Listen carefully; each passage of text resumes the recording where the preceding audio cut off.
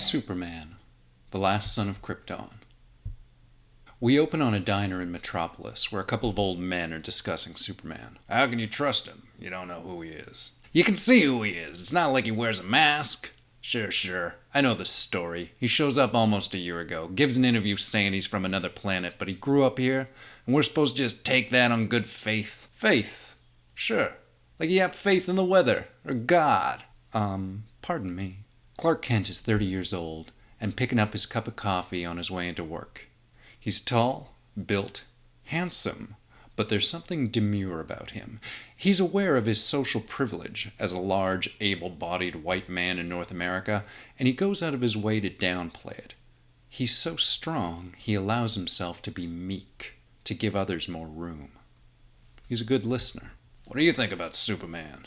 Well, I've seen the interviews Lois Lane has done with him, and I'd say he's not a god.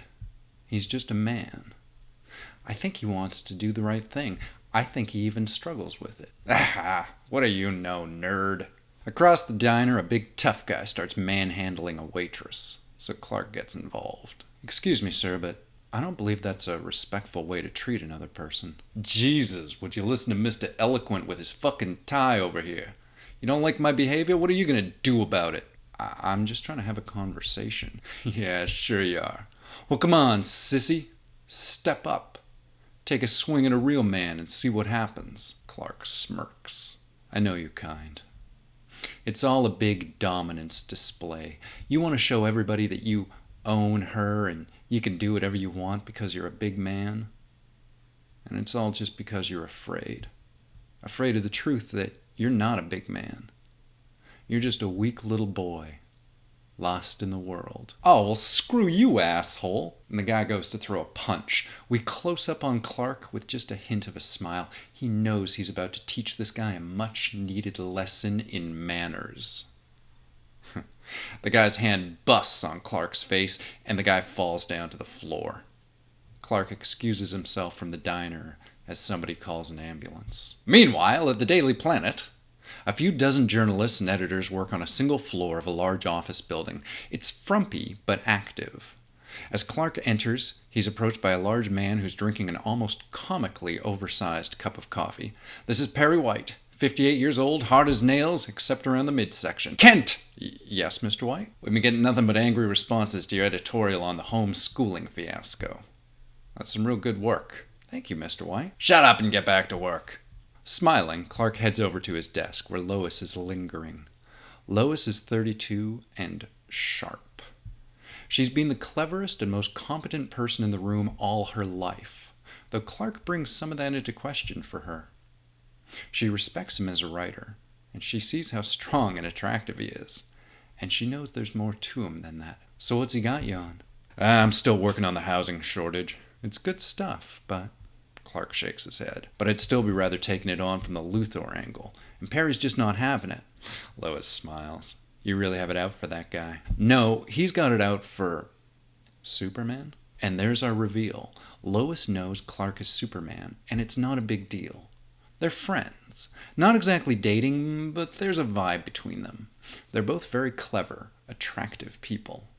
So what's not to like?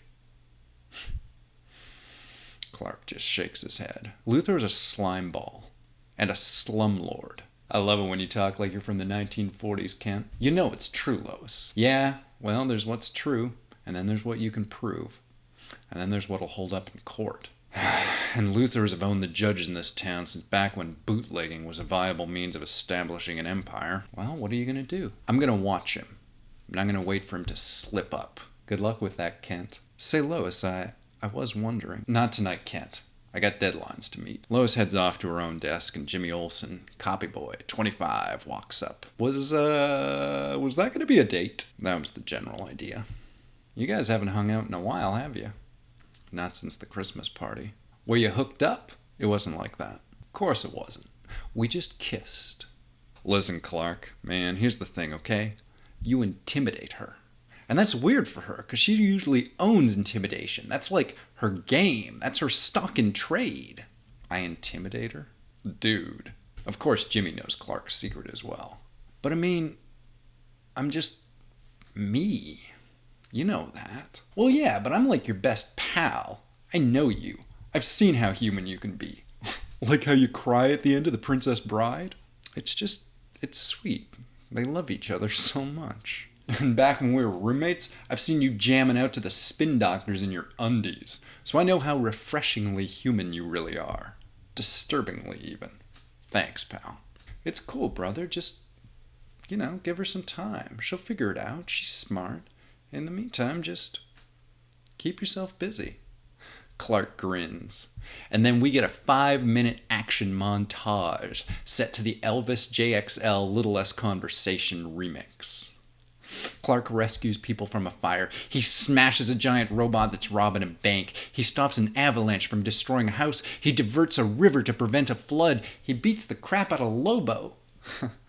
We see that Clark really loves his job as Superman. He enjoys it. It's like being a guy who goes rock climbing on his days off. Action feels so good to his body, and helping people, what's not to enjoy? Act 2.